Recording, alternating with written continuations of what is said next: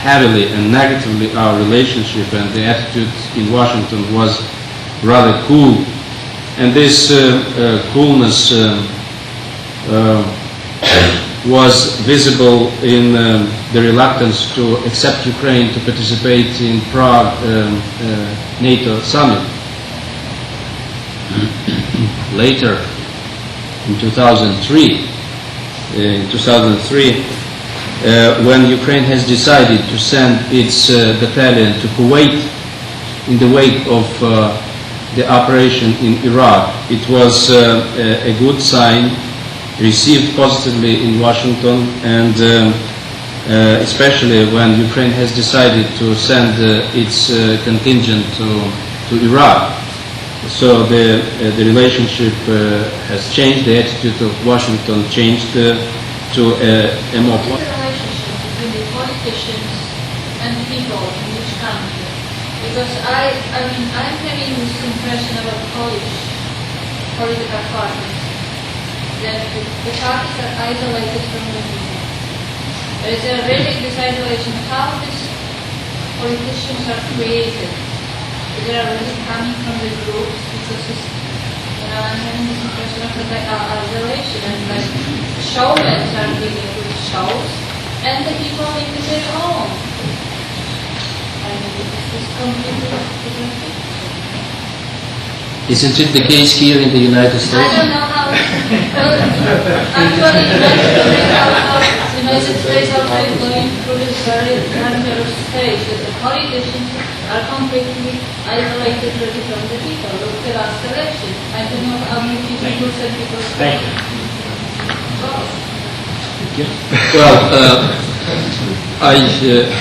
I still do refer to the example of other countries, including this one.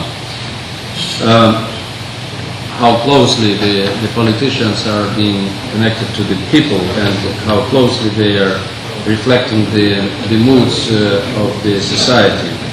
In Ukraine, you may distinguish the politicians. There is only one, the people of Ukraine is consolidated, but at the same time you have different politicians. For example, Kuchma and his regime are very unpopular in Ukraine, and this has been resulted in the elections, recent parliamentary elections, when those who were affiliated with Kuchma have received the least support from the population, from the people. At the same time, the alternative political forces, like, for example, Our Ukraine, which has been created 2 months before the elections, has received the highest ever in Ukraine's history support from the people. So that means that the aspirations of Ukrainian people were on the part of the parties who were and still are, the alternative to the current regime. So in this, I see more or less the response and the ties between the people, the majority of people, and the politicians representing opposition in Ukraine. How these politicians are created? And we are just coming from special classes. Let's go. Mr. Wolf. You see, I think there are two parts of this issue. First is what is concerned with democratic procedures, and we have them, I think, well established in Poland in terms of elections and voting and parliamentarian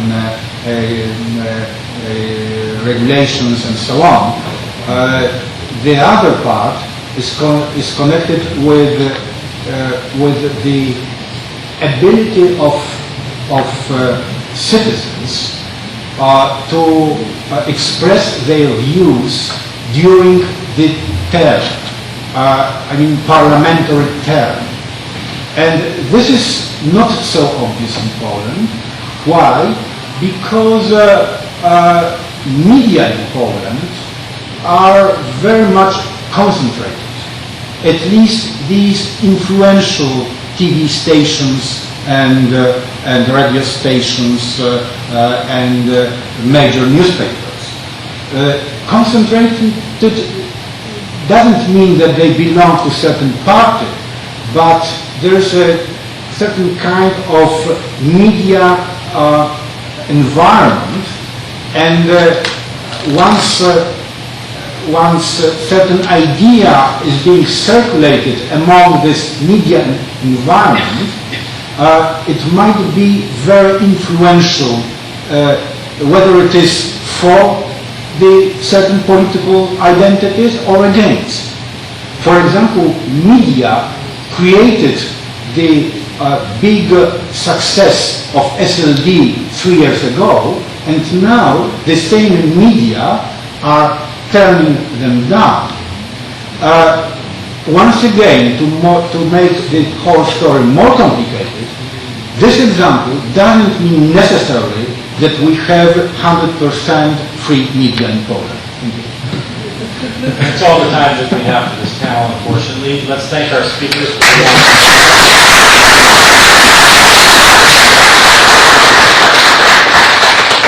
Before I introduce our last speaker, I once again would like to remind everyone that the reason that we were able to put together such an interesting meeting is because there was not only a confluence of intellectuals that wanted to discuss these issues, but there were institutions that were interested in sponsoring it and taking part in it.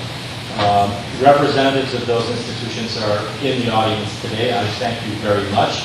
And I would like to say again who or what those institutions are. The Ukrainian Institute of America, the Ukrainian Free Academy in America, the Ukrainian Congress Committee of America, the Taras-Shevchenko Scientific Society, the Self-Reliance Federal Credit Union of New York, the Polish-American-Ukrainian Cooperation Initiative, which is financed by USAID, by an arm of the U.S. government, the Pilsudski Institute, the W.K. Lubinski East European Research Institute in Philadelphia, the Best Small Foundation in New York City, the Shtushko Foundation, the First Security Federal Savings Bank of Chicago.